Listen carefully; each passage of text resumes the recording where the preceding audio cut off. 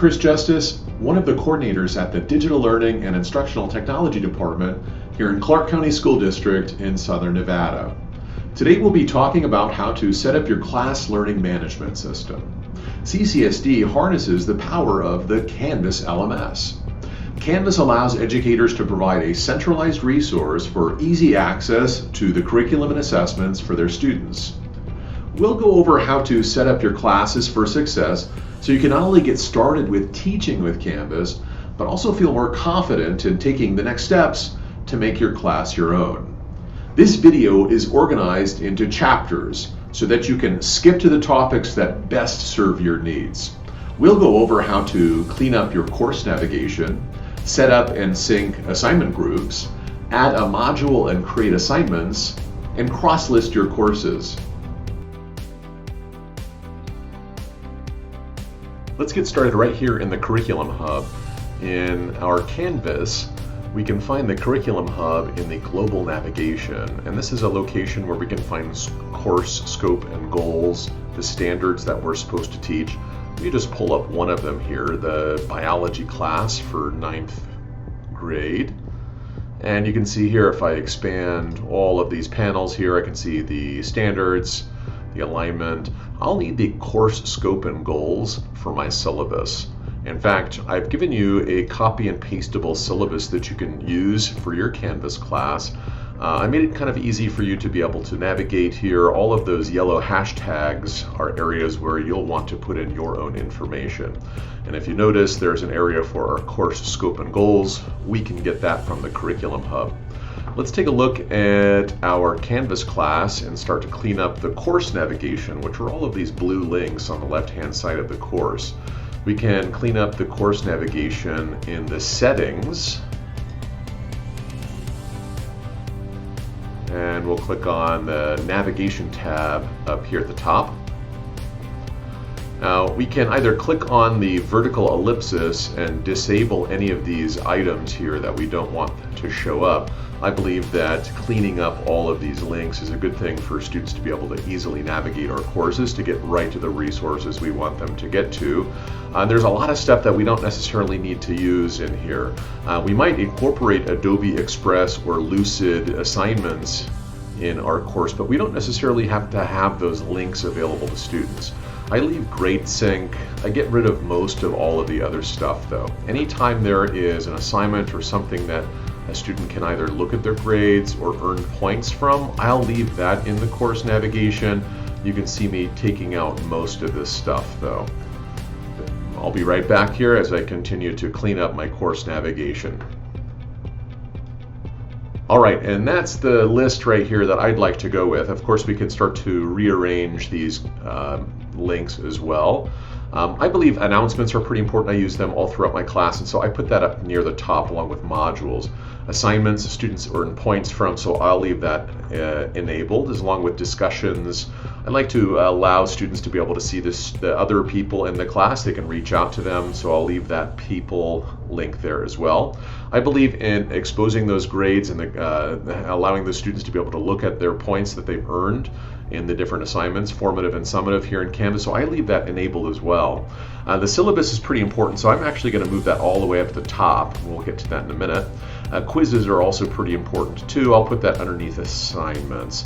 And then the grade sync, we'll do that later on in the video, but I like to enable that when the students can't see it. Now, if any of these disabled items here, if you want to enable them, you can either right-click that vertical ellipsis to enable them, or you can just move them up into that space above. Whatever you end up doing though, don't forget to click Save all the way down at the very bottom. You'll see our page will reload, and now our correct order is good to go. Let's get into that syllabus. This is the area where I put the teacher contact information, and then all of those that information, the rules, the grading policy, the plagiarism policy, all that stuff goes in there.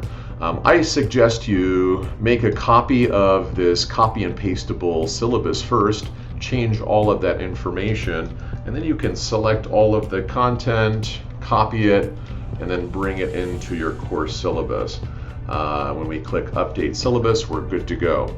Last thing that we're going to do here is ensure that the home page is either one of the pages that you want with your contact information on there. I actually believe just having the course modules is really important as my course homepage. And the reason why is because I want students to be able to get to my content as fast as possible. I don't need them to look at my instructor information that's in the syllabus. I can get them directly into that into the units in my modules as fast as possible if I enable the course modules as my home page.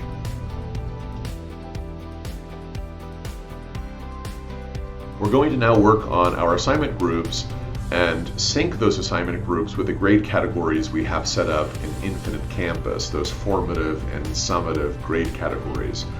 Now I'm on the assignments page in Canvas, and each Canvas class comes preloaded with a group already called assignments. I'm actually going to rename this assignment group, and I can do that with this vertical ellipsis on the right hand side. I'll click on that, click edit, and let's label this quarter one formative. I want to create 3 more assignment groups, and I can do that by clicking on the plus group in the upper right hand corner. Let's create a quarter one summative, and then we'll do the same thing with quarter two formative, quarter two summative. Give me a moment while we work on that. All right, we're back. I just finished up creating all 4 of my assignment groups. Now just keep in mind we're assuming that we're in semester 1 right now. If we're in semester 2, we're going to want to have a quarter 3 formative and summative and a quarter 4 formative and summative. Let's go ahead and sync these assignment groups with the grade categories that we have in Infinite Campus. And we can do that by clicking on the vertical ellipsis on the right hand side, the one next to the blue plus assignment button. Click there, click on Sync SIS Categories. And you're going to see all 4 of those assignment groups have been pulled up. Now I want to associate these groups in Canvas with the grade categories I have in Infinite Campus. Now if you haven't done this yet, you're going to want to set up your grade categories in Infinite Campus. Let's go ahead and expand each of these grade categories. This quarter 1 formative will be associated with my formative grade category in Infinite Campus. My summative group will be associated with my summative category in Infinite Campus. And then I can go ahead and do the same thing here for quarter 2 as well. Now when we get to semester 2 with quarter 3 and quarter 4, you're going to want to repeat this process. At the end, we'll click on Sync Categories, and we should be good to go. Let's go ahead and click out of this window.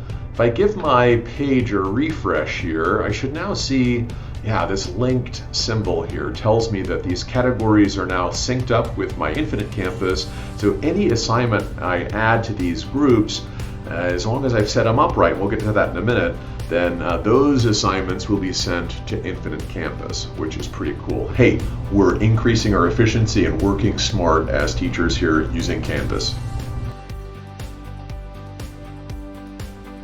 I have this PDF that I'd like to use within my Canvas class, and rather than print it off and make a bunch of copies of it, I can add it directly to Canvas and allow students to type directly within it. So let me show you how to do that.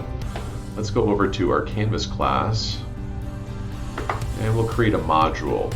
Now I believe that the unit should exist within one module. Sometimes we'll use modules to represent the weeks in a school year, but the problem with that is that by the end of one of the semesters, you have 20 modules. You've got to scroll all the way down to the very bottom. It's really difficult to continue to manage that over the long term.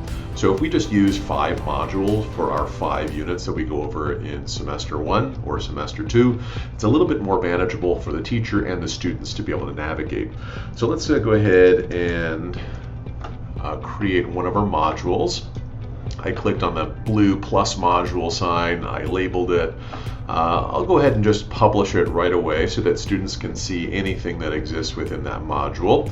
But now we can start to add items to it. We can do that with the plus sign next to, towards the right side of this module.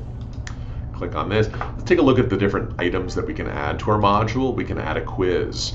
files and pages of content, sure. Discussions make a really awesome assignment that students can work on inside and outside of class. Text headers are text that help you separate different items within a module. And external tools are ways to get non-traditional assignments into your class, and an external URL is simply a link. So if you've got a slide deck that you want students to be able to access, you can add that link there.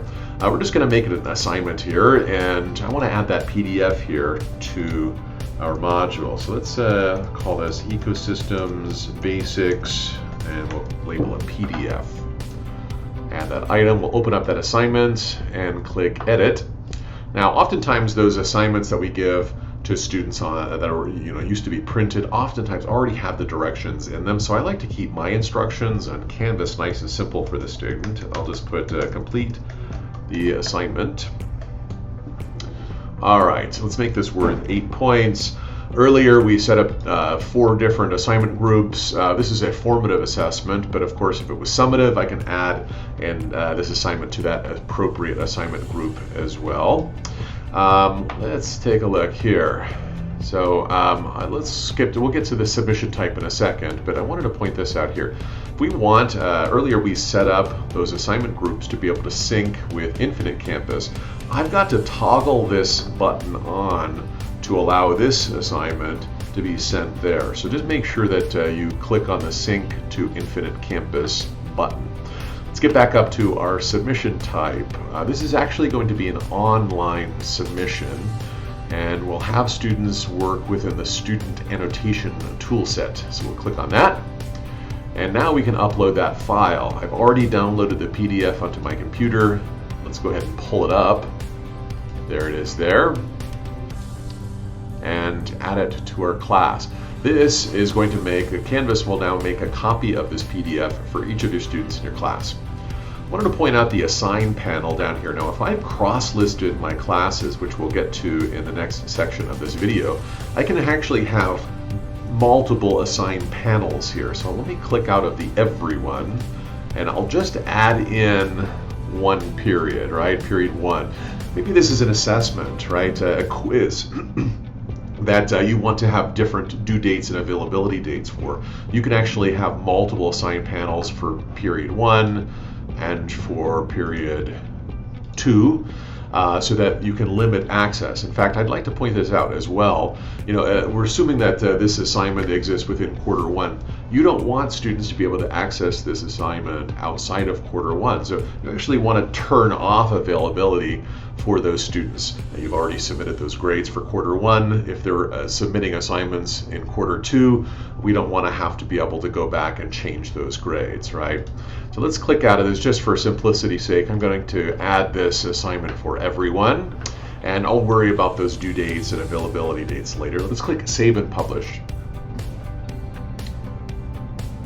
All right, let's take a look to see what it looks like on the student view. It's always a good practice here to do that.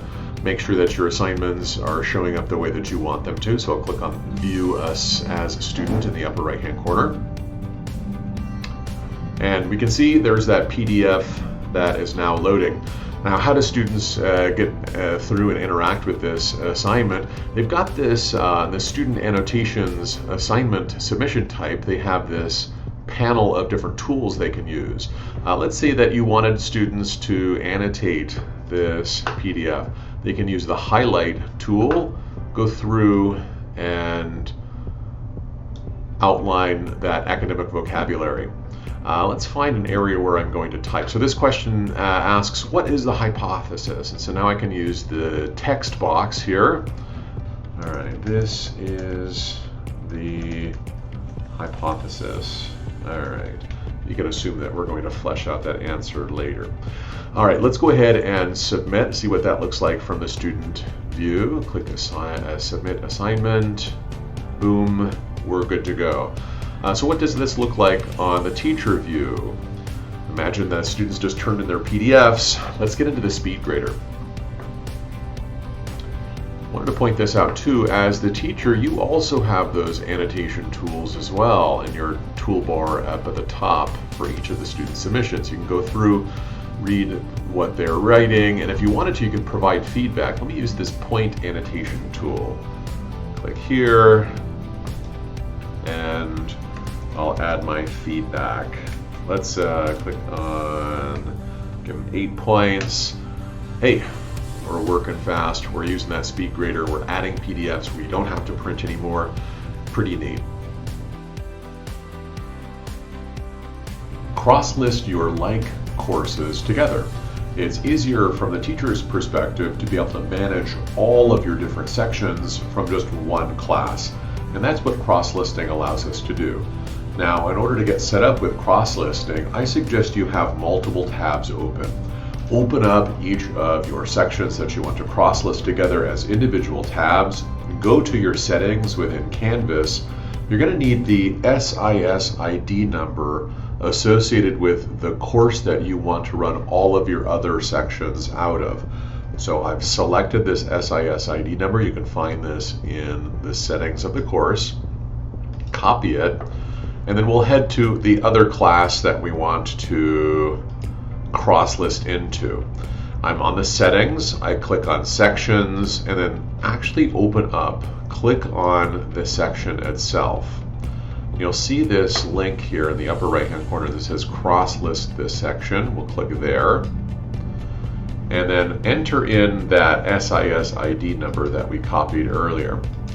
Paste it in there, wait just one moment for the class to load. There it is, and we'll click cross-list this section. You can verify whether or not the course has been properly cross-listed by going back to that course where you're going to house all of the sections. And on the Sections tab, we'll click Refresh, and you should now have that extra cross-listed section in there. I hope you now feel more confident in setting up your classes in Canvas and are ready to take the next steps in customizing your course to fit your teaching style and your students' needs. If you have any questions or need further assistance, don't hesitate to reach out to the Digital Learning and Instructional Technology Department. We're here to support you every step of the way. Don't forget to subscribe to our channel for more tutorials and tips on leveraging technology in your teaching. Hit the like button if you found this video helpful, and share it with your colleagues who might benefit from it.